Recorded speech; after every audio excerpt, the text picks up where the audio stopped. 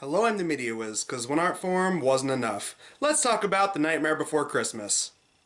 Nightmare Before Christmas started with a poem written by Tim Burton in his early career, turned into a movie produced by Burton and directed by Henry Selick, was not released as a Disney movie, but ever since it became profitable, every subsequent release proudly proclaims Disney's Nightmare Before Christmas, following the king of Halloween, Jack Skellington, craving a new lease on life and wanting to do his own version of Christmas once he discovers the holiday, in a story that Tim Burton admitted was him wanting to do his own version of The Grinch Who Stole Christmas. It's a movie that we talk about and watch to this day, whether it's Halloween, Christmas, or really any time of year, because it's a holiday movie, and whenever you watch it any time of the year, it's still pretty good. Before this, in 2018, we looked at the YouTube poop Skellington's Revenge, which reworked the movie into a completely different narrative. Then in 2022, for Mediaween in December, we looked at the Disney ride makeover to the Haunted Mansion, where they gave the movie's world its own representation. Now we're looking at yet another example of this franchise, The Nightmare Before Christmas board game! The Nightmare Before Christmas board game. You got the game board, you got your character pieces for 2 to 4 players, special dice you roll, and a whole deck of cards that help you advance throughout the game. No, besides, you already read the title, you know what this is. We're going to be looking at the Nightmare Before Christmas video game.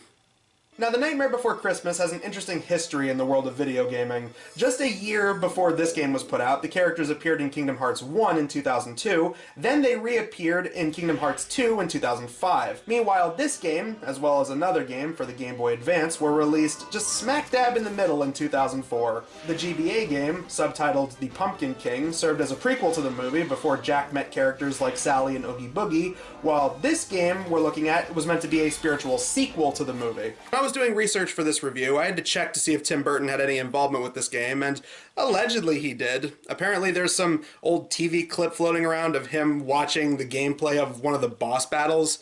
I couldn't find it in time for this review, but apparently it's out there somewhere. Released on the Xbox and the PlayStation 2, this game was published by Buena Vista Interactive, or just Disney Interactive these days, and was made by Capcom. So this is one of the few Disney-owned movie tie-in games I've reviewed that wasn't done by THQ. Interesting.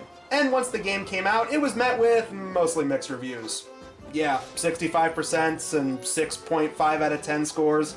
It's also important to bring up Capcom since this game is frequently compared to another one of their games, Devil May Cry. We'll get more into that when we actually look at the gameplay. Well, I am a big fan of the movie, and I remember seeing clips of this game years and years ago on YouTube back in 2006, so I am curious to play this game for myself and see how it holds up. This is Nightmare Before Christmas, Oogie's Revenge.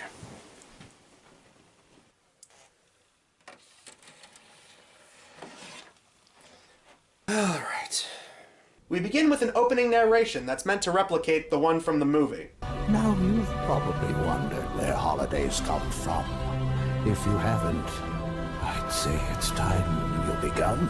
It's here where we jump into the story proper. It's another Halloween season, and Jack still isn't satisfied, even though this is supposed to be after the events of the original movie.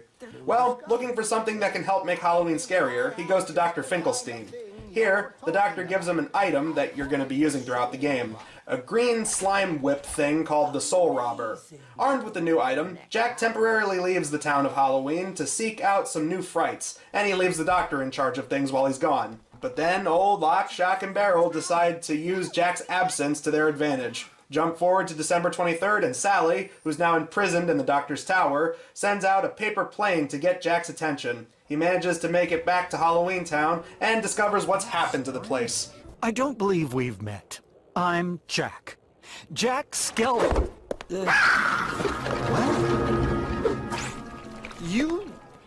You're not from Halloween Town, are you? And surprise, surprise, Oogie Boogie is now resurrected and has taken over the town with an army of, ghosts and skeletons. We set up booby traps all over the place, but then hordes of ghosts and skeletons appeared out of nowhere, attacking everyone. Aren't ghosts and skeletons already inhabitants of Halloween Town? I mean, yes, I know, these are specifically evil ghosts and skeletons that are working for Oogie Boogie. That I get, but I don't know, you think that with a franchise like this, they could be a little bit more creative with some of these enemies, not just rely on old cliches like ghosts and skeletons. I mean, just a little bit of variety is all I'm asking for. So it's here where we have to talk about the gameplay and the previously mentioned Devil May Cry comparisons. You fight 2 to 3 enemies at a time with an item that slashes and swings enemies around. Very similar to the gameplay of that game.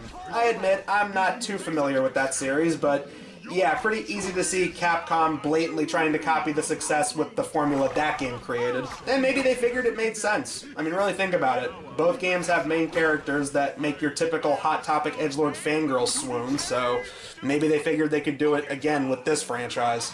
By the way, this is one of these old games where every time you use a specific item, they have the character say something.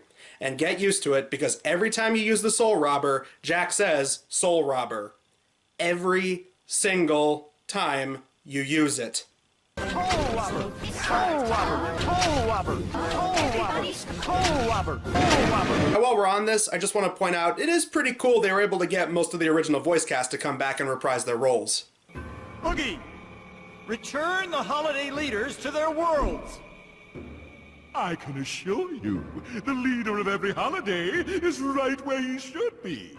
And you're looking at him. The only noticeable change is Catherine O'Hara, who is still technically in the game as characters like Sally and Shock the Witch, but every once in a great while you can tell that her characters were played by voice actress Kath Soucie.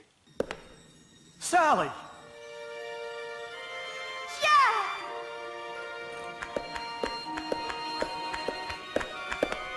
Sally! Jack. What can I say? The woman has a recognizable voice. Even before I looked it up, I was like 120% positive that that was her doing the voices.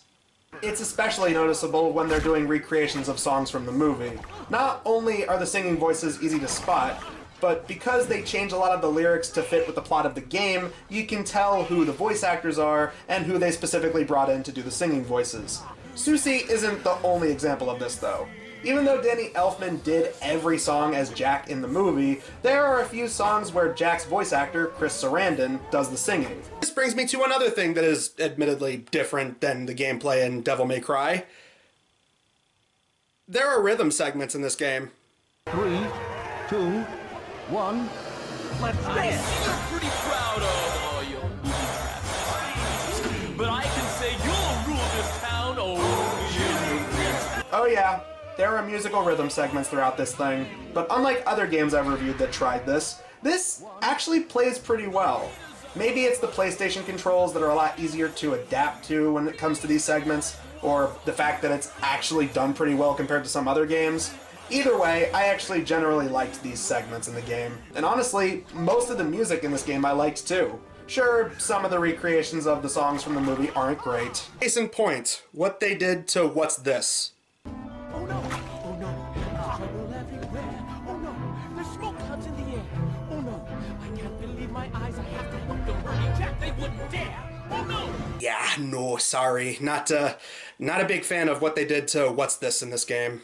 But to this game's credit, there's actually an original song, which comes when you have to fight off a corrupted Dr. Finkelstein and give his original brain back.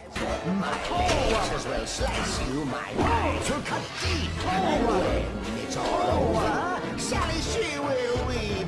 Days of your good-natured mayhem are through. I'll tear up this town, and I'm starting with you. It's a pretty good song. I liked it. Not as good as some of the original songs from the movie, but pretty good as far as this game goes. But for the most part, I liked most of the music in this game. Seriously, they used the Oogie Boogie song 3 times, and all 3 times are really catchy. Last thing about this game's music, the background music. It does change throughout, and they mostly use slowed-down versions of instrumentals of songs from the movie, but the one they use a lot is This Is Halloween. And don't get it twisted, I love This Is Halloween. But my god, you are going to hear this song a lot in this game. Anyway, back to the gameplay. The way the game plays out level to level is very similar. If you're not fighting enemies, you're sent to find certain items or help certain characters so you can move on to the next stage. Like finding treats for Igor, or helping these skeletons get back to the hanging tree. As well as the occasional maze that you have to do here and there, where you have to pass through gently and evenly and not fall off of these pipes. Only real complaint with levels like this is the lighting can be really dark, and that can screw up your gameplay. Especially considering that the character you're playing as, you know, is mostly dressed in black. Manage to do most of the tasks in each level, and they'll usually end with a boss fight. As the game progresses, you visit the witches of Halloween Town, and they give you a couple of upgrades. This helps you fling enemies, and you even get a mace for the Soul Robber. And you can even change your attire. Jack dons his Santa Claus suit, which gives him the ability to throw presents at enemies, and even the Pumpkin King Scarecrow costume, which gives him the ability to spit hot fire. You're all safe. Now that our Pumpkin King has returned. Pumpkin King? Sally, that's it! What's it? I am the Pumpkin King, and I can use my pumpkin fire to fight Oogie and his army. Thank you, Jack. That really explained a lot. Not gonna lie, first time I played this game, I had no idea that I unlocked some kind of special ability with that cutscene. When it comes to going from level to level, make sure you talk to the right characters, as they serve as the segues to each of these stages. And whatever you do, remember to go to Mr. Hyde. Do not skip over him if you complete a stage in this thing, because if you do, you're probably gonna have to play it all over again. Trust me, I learned this the hard way. So whenever you go over to him by the end of the stage, let the cutscene play out, and then save it. Let me record your story so it's not lost. Don't forget. Save it now, or risk doing it again. Just like with the Soul Robber soundbite they use every time you use it, they reuse the same audio and basically same animation every single time you get to this part of the game when you want to save. Only thing I wanted to bring up that concerns the controls in this game is the jumping.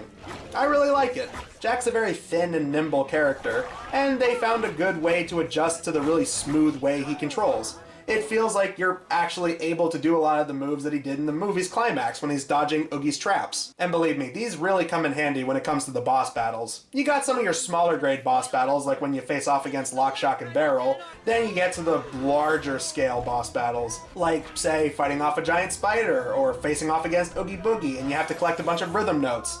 This is usually where the rhythm segments come into the gameplay. So now that we got all that out of the way, let's talk about how the game wraps up. All throughout the game, you obtain these doors that go to all the holiday trees. These were all stolen by Oogie Boogie, who is not just content with taking over Halloween, but every holiday out there.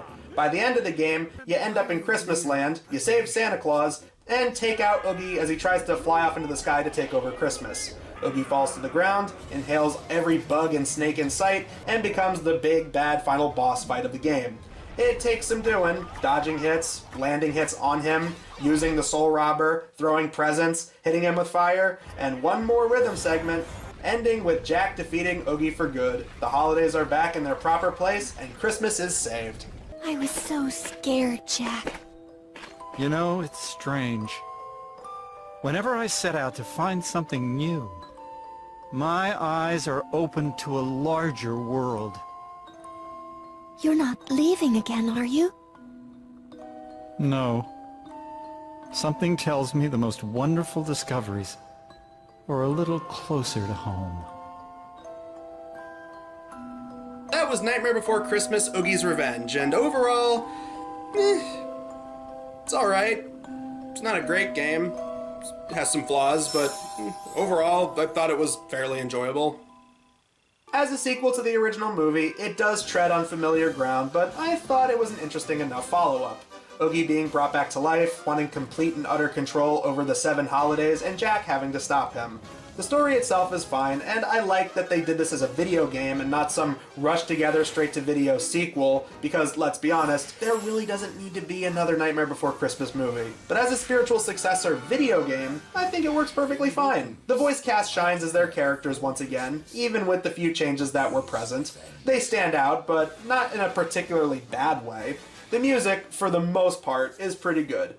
There are a few songs I didn't like, but the ones that did stand out as being good were pretty good. The gameplay is also pretty solid. From what I can tell, it is very similar to Devil May Cry, but since I haven't really played a lot of that series for myself, I thought that it was fine for what it was.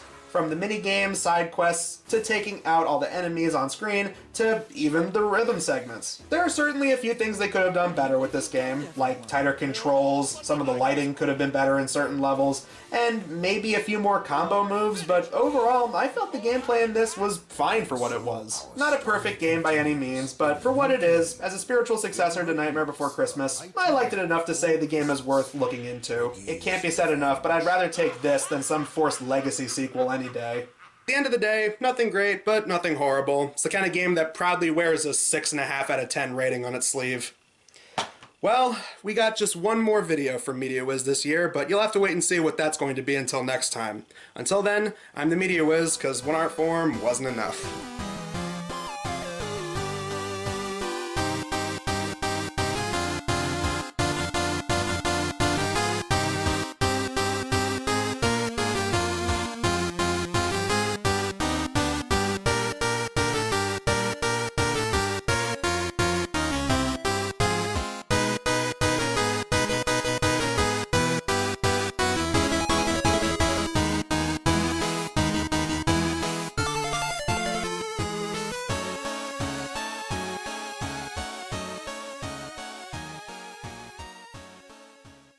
Could it be any more uncreative than that? Like, why don't they just add some witches, black cats, and flying jack-o'-lanterns?